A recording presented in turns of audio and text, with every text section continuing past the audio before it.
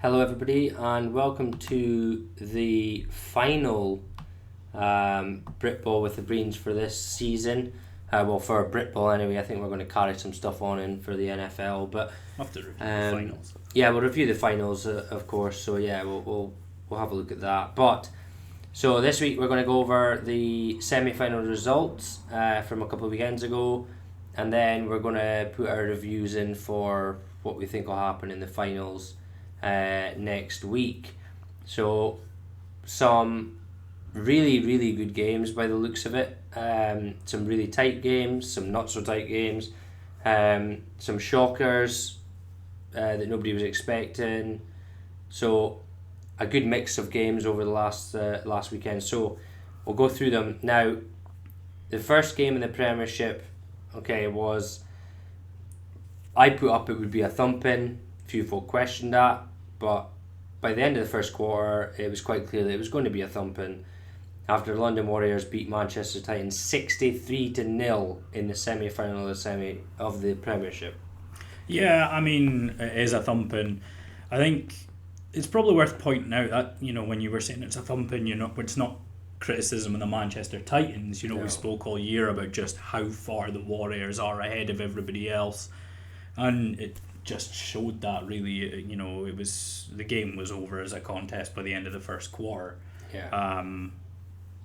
Which is scary for this weekend, I guess. Yeah, I mean, I had Manchester Titans to win the North Premiership, so I think they're an up and coming team, but there was no way they were rivaling the Warriors. They're just too good just now. So, I mean, running clock in the second half isn't great for a semi-final, but as I said, it's not that the Titans are a bad team. It's that the Warriors are just too good for everyone just now.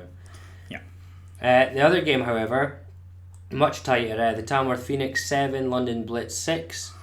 I believe you watched this whole game. I only watched till about a quarter and got a bit bored. So yeah, I mean, for offensive-based guys, it was not an ideal watch. I tuned into what became the Bakery Bowl. There was turnovers everywhere. Neither offense got going at all. It was some stifling defense played, admittedly, but there was also some horrific turnovers in this game. Just some absolute brutal turnovers. You're talking about Tamworth got numerous possessions deep into Blitz territory and just couldn't capitalise on it. It was a tough watch. And then obviously London Blitz scoring a late touchdown, going for the extra point to tie it, and it getting blocked. Kind of really summarised the whole game. I mean, go for two. Go for the win. I know both of these teams have put in a request to BAFA, and the stream isn't available, so you can't go back and watch it, so nobody could watch their film. But with the greatest respect in the world, I don't think the Warriors are going to be that worried if they got to see the film, because we're talking about the London Blitz team that got blown away by the Warriors twice. You're now looking at a Tamworth team that lost to Manchester and squeaked by them the second time, and a 1-point game isn't exactly convincing that it's going to be a troublesome game for London. And we'll go on to that later. So, in Division 1, however, seemed much better, much closer games. The Solon Thrashers 20, Cambridgeshire Cats 13. Now, the week before, some of the Cambridgeshire folk had said to us that London Hornets had a good physical run game, etc., and Solon blew them away. And by the looks of it, Cambridgeshire came out passing the ball, scored 2 touchdowns, were up 13-6 at one point, and Solon in the second half have just kind of came through and won this game like they did the week before. I mean, 3-0 at half time. 3-0 at half time against London, and then they blew them away. So it doesn't surprise me they came back in the second half. As I said, their coach has experience of winning Britball. He obviously knew how to adjust to it, but it looks like the Cats gave him a scare. Yeah, I mean, there was a lot made of sort of that second half against London, and obviously the second half against Cambridgeshire. it's worth pointing out, we've seen from sort of the photos that is an immense squad size that Solon it's have. huge. That is a huge squad of players. That's a Prem size squad. Absolutely, that, and obviously that's where they're going to end up. So they'll be glad to have that strength and depth.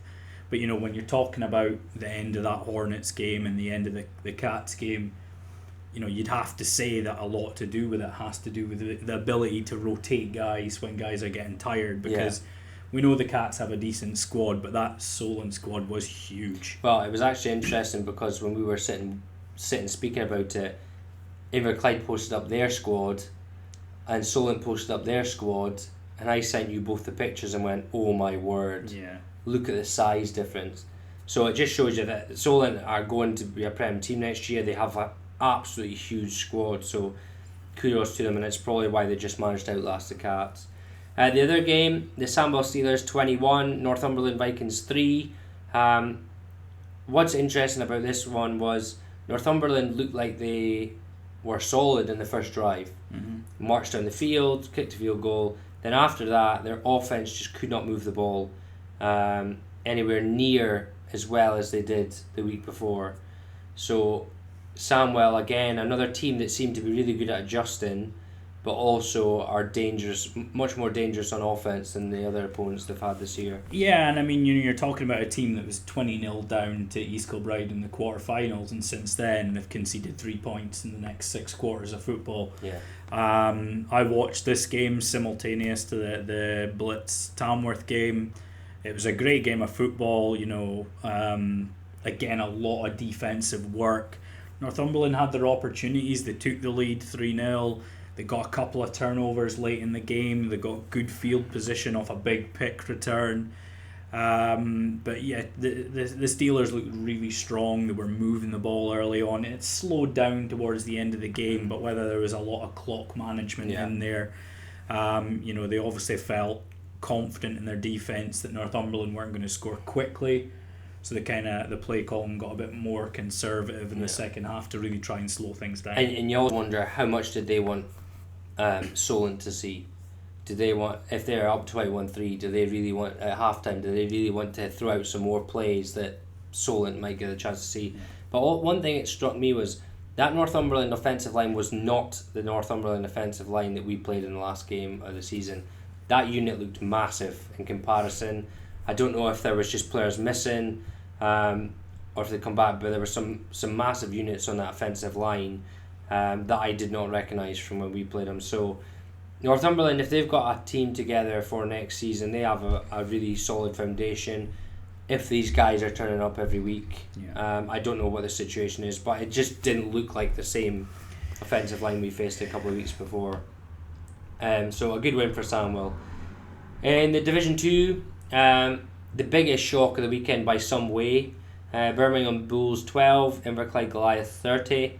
Now, us along with everybody else, except for I would assume a few Inverclyde Goliaths, picked for Birmingham to win this. Every stat imaginable would have said that Birmingham were going to win this. Inverclyde had just travelled to Lincolnshire, they had to travel to Birmingham, but they still come away with a massive win of 30-12. Massive kudos to them.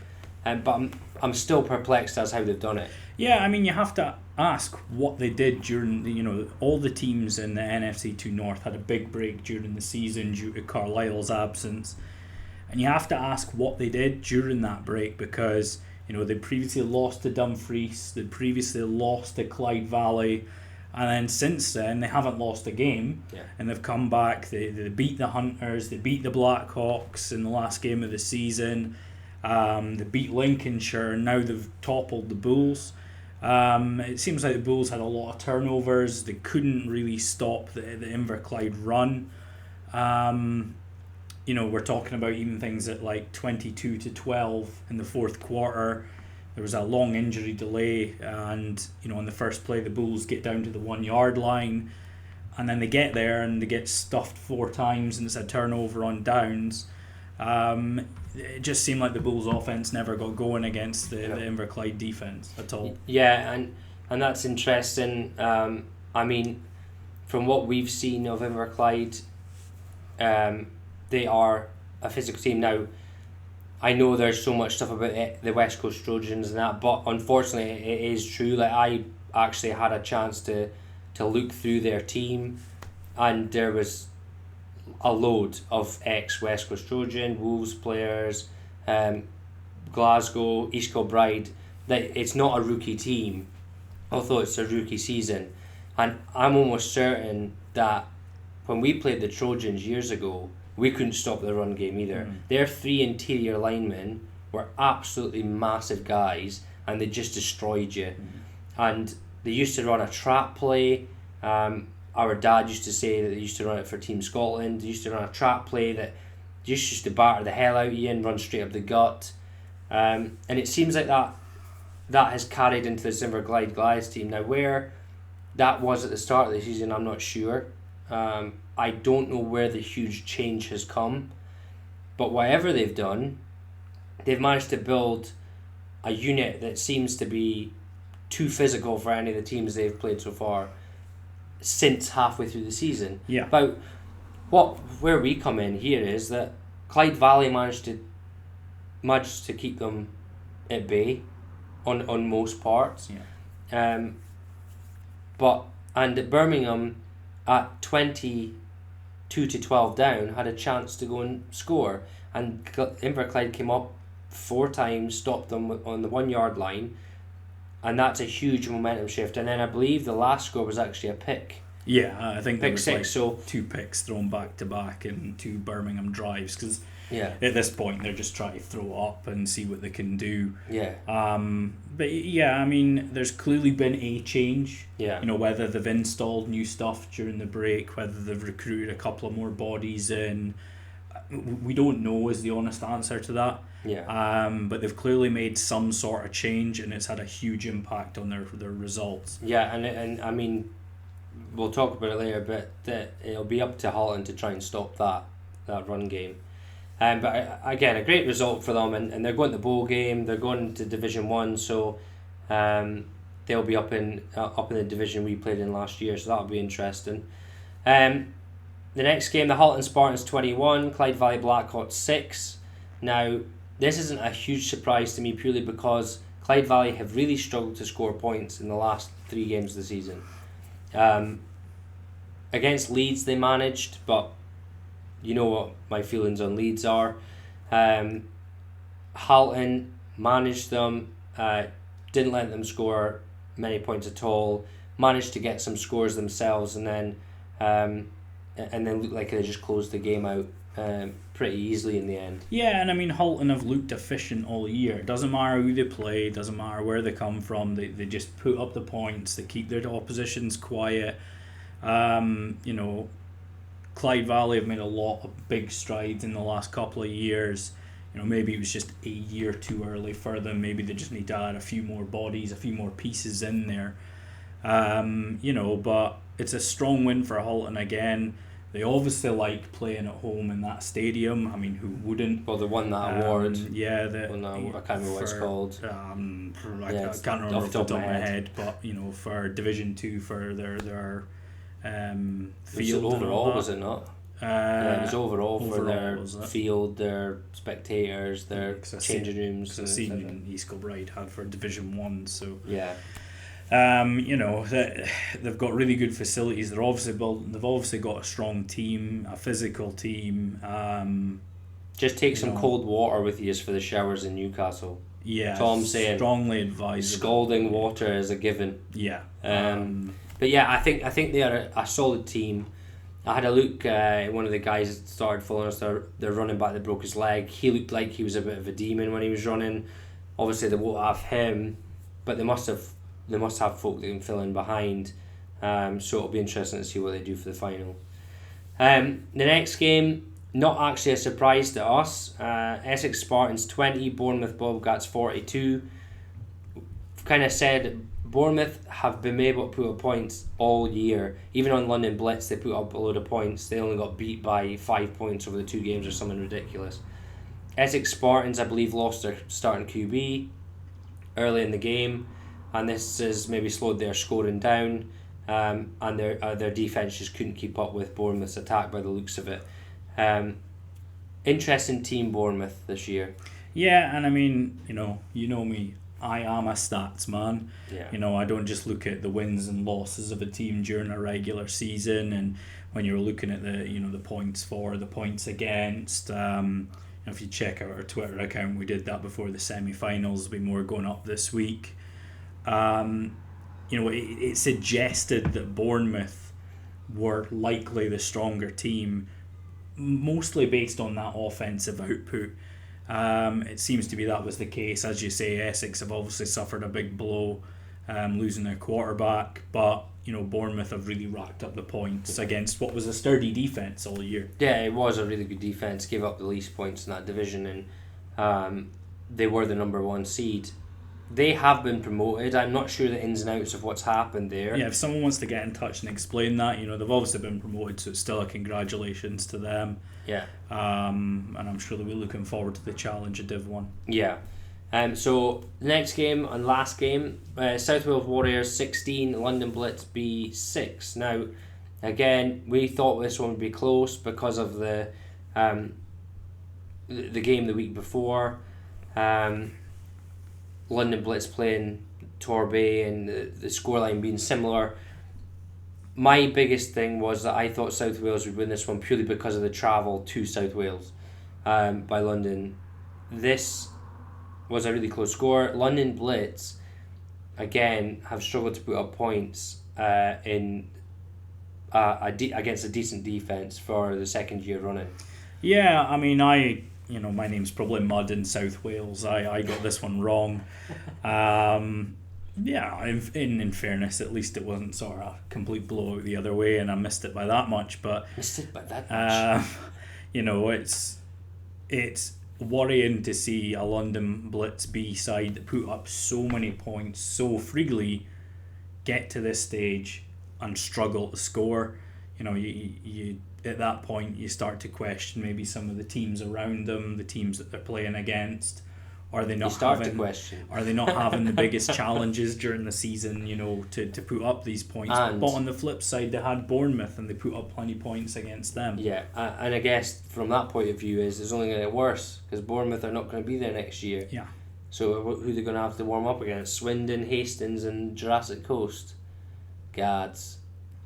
But I think for me is Blitz, the London Blitz team has obviously taken a downturn. I don't think they're as good as they were. I thought London Blitz B team would have been on the rise a little bit because their A team was suffering, but no, I think South Wales just had too much for them away from home.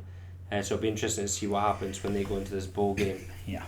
Right, so that's the results for the week before. Now we are on to the finals. So some of these games look absolutely brilliant.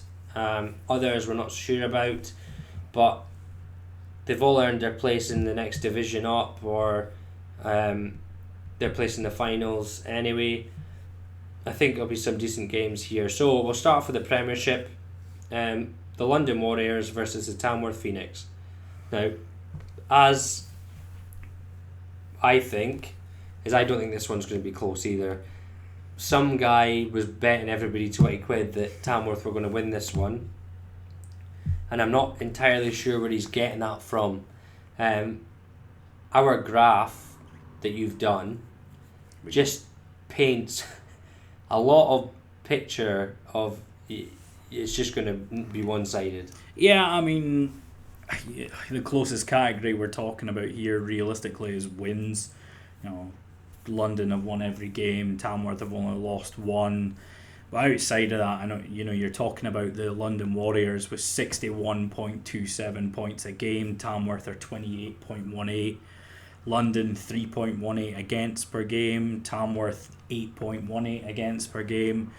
You're looking at the margin of victory against the Blitz. The Warriors' biggest win margin is 47 points. Yikes. Tamworth's is the 1 point from the semi-final. The largest margin of victory against Manchester, London 63, Tamworth 4. You look at head-to-head since 2014, it's 3-1 to the Warriors. Nothing statistically suggests that this game is going to be close. No. And I think from this point of view, I personally believe that the South is stronger than the North. The South teams, the Blitz, the Olympians, the Warriors, Exiles, all that, I think they are a stronger set of teams than the North just now. And the best of the North only managed to put up 7 points on the second best by a long way in the South. I just can't see how Tamworth pull this off. If they do, bravo.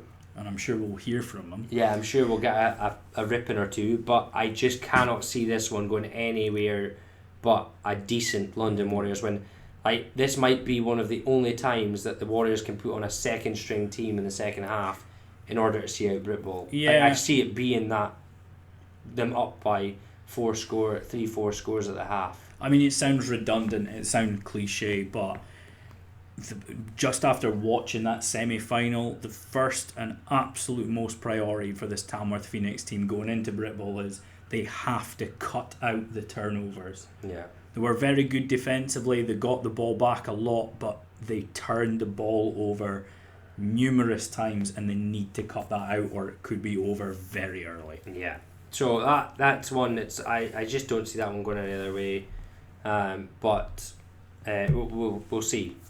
And the Division 1 playoff final, this looks like an absolute cracker. It certainly could be. The Samuel Steelers versus the Solon Thrashers. Now this one on paper looks like it could be very close. Sandwell, I think, much more productive on offense when they're in their own division, but Solent have smashed teams for 6 in their division.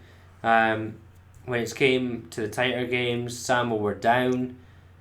I managed to come back, but Solent look like they don't give up second half scores at all. Yeah. So my thing in here is that if Solent are up at halftime, they're going to win. Like, even if Sandwell's coming back against EKP was brilliant, but with the experience and squad size on that Solent team, if they are up by halftime, I don't think Sam will come back. If Samwell are up at halftime, it'd be interesting to see if they can withstand the barrage that seems to come from Solent in the second half. Yeah, I mean, you're talking about two teams that haven't lost a game this year. You know, you talk about Sandwell in the quarterfinals coming down from 20-0 down to win 21-20. On the flip side of that, you've got Solent, who won a game in the last minutes with a kick-off return touchdown. You know, both these teams are tried and tested. They've won the close ones, they've won heavy, they've put up points, they've shut teams down. Honestly, this is an incredibly difficult one to call. I've backed Solent all year, I've backed Sandwell all year, and someone has to give. So that's kind of where I just go to my stats. Obviously, you know, you've got to kind of take it with a pinch of salt because they play a lot of different teams, but you know, Sandwell's 42.67 points a game, Solent are 32.75. Sandwell have conceded 5.92, you know, Solent are 8.17. You know, largest margin of victory, 66 points for Sandwell, 51 for Solent. You know, it would point towards a small Sandwell win. Yeah. And I'm going to go and side with them on this occasion. If I was to throw anything else to try and justify it, I guess I would argue that, you know, Sandwell were very close to Leicester last year. Leicester obviously beat Kent in the North, the Div 1 final, and Kent eliminated Solent last year. You know, if I'm really clutching at straws here, that's what I go with. As you say, that squad depth could be huge. You know, Sandwell have a big squad as well, but you know, as we've said, the Solent squad is massive. I think Sandwell win in a tight contest, but it could go either way. Yeah, I'm not sure. I'm the same as you. I think that all the numbers basically point to a close Sandwell win, but with that Solent team, I just don't know. I think, as I say, I think if Cambridgeshire were up on them, had a chance to win there. If Sandwell are up on them, I'm not sure they'd give as much leeway as to give up 3. But we'll wait and see. That'll be a very interesting game. I'd love to see that one streamed, so I'll probably tune into that one at some point. In Division 2, We'll go through both playoffs, even though one of them's next week. The South Wales Warriors versus the Bournemouth Bobcats. Now, as we've said, Bournemouth put up points, and South Wales don't seem to concede any. Now, the only opponents we've got to go by is London Blitz B. Now, Bournemouth put up loads of points against London Blitz B, but allowed lots of points. South Wales didn't put up a huge amount of points, but didn't allow any points. So this could come down to whose defense is better against who can South Wales stop Bournemouth scoring. If they can, they win this game. I think if they can stop Bournemouth rampaging and scoring, then I think South Wales win this game. However, if Bournemouth get up early, I don't think South Wales have the ability to come back from that. I don't think they have. I could be wrong, but judged by what I've seen, from what we can see online, I would think that if Bournemouth get up, that they are not going to let off the pedal, and South Wales are going to have to force the game, and I don't know if they've got that in them. Yeah, I mean, the Bournemouth offense has obviously put up a lot of points this year. Even in their losses to the Blitz, they put up points. Their defense leaks a fair amount as well. Whether that also plays into South Wales' hands and allows them to rack up some points is yet to be seen. But I think it wouldn't be fair to suggest necessarily that South Wales can't put up points. We're talking about Bournemouth, and they currently average 35.8 a game, and South Wales are only 34.2. It's not a huge difference. When you're talking about points against, it's 6.3 for South Wales and 8.88 for Bournemouth. Again, it's not a huge difference. The main thing for me in this one purely comes down to the comparable results. Bournemouth had 2 cracks at London Blitz and couldn't get past them. South Wales only needed 1, as well as shutting down that offence that Bournemouth couldn't do. And I think South Wales have too much. Well, yeah, and I think you're right. And the only way I see it from this is that what I mean by is South Wales have never been down this season. So if they go down, have they got that ability to score points? I don't know. That's something that I think would be interesting if Bournemouth can get up early, but we will wait and see. That could be a really good game. That could be points galore, really. Yeah. Depending on how they show up.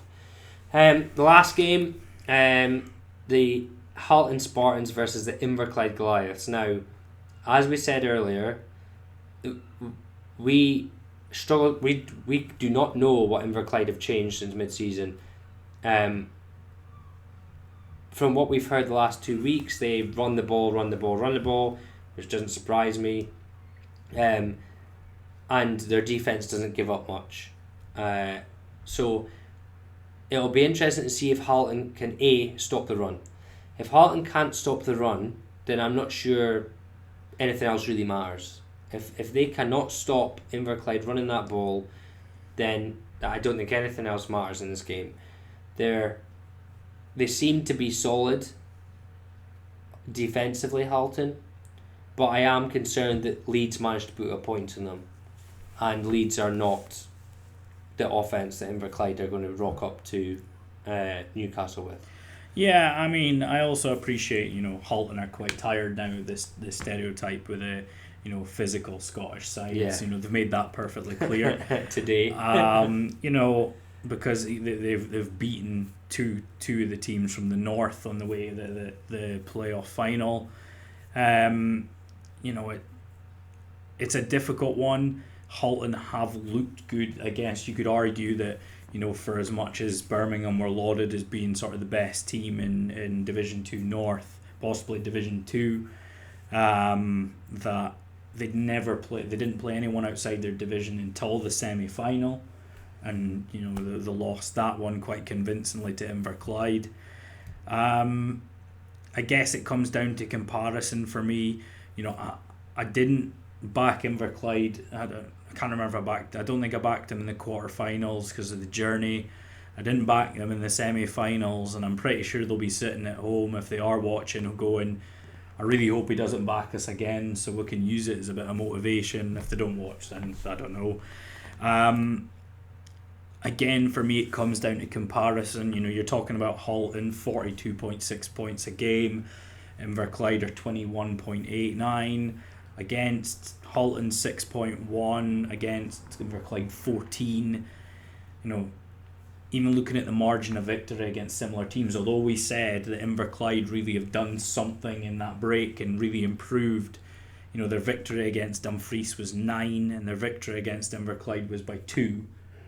And on the flip side of that, Halton beat Dumfries by 30 and then beat Inverclyde by 15. Everything statistically, Clyde Valley. Sorry, who did I say? Inverclyde. Not yet. My bad. Sorry. They beat Clyde Valley by 15. Everything statistically suggests that Halton should win the game. Obviously, it's a neutral venue. It's going to be in Newcastle. It's not this weekend. It's the next weekend, but. Yeah, I think if I had to pick somebody now, I would pick Halton to win it. Yeah, I am honestly stuck in the middle. As I say, my concern is, so over the years we've been part of this, that the Scottish divisions are always seen as the games are rubbish, they're all so low scoring, and there's a reason for that. It's because they're all physical games. Some of the English games go down and you roll over a team. That just doesn't happen up north. We got beat 52-6 by East Kilbride this year, right?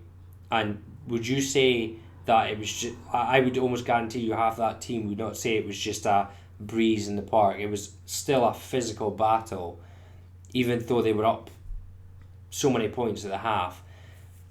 All the Scottish games are always close because nobody gives you an inch. And although they're saying about the physicality and that, and to be fair to Halton, they look physical. Their offensive line looks physical. Some of their backers can hit. So the biggest thing for me is that run game. If they cannot stop them running the ball, it doesn't matter, because Inverclyde will just run all over them, and it will force them to do things they're not used to doing. So I honestly can't call this one. I think it'll be very close.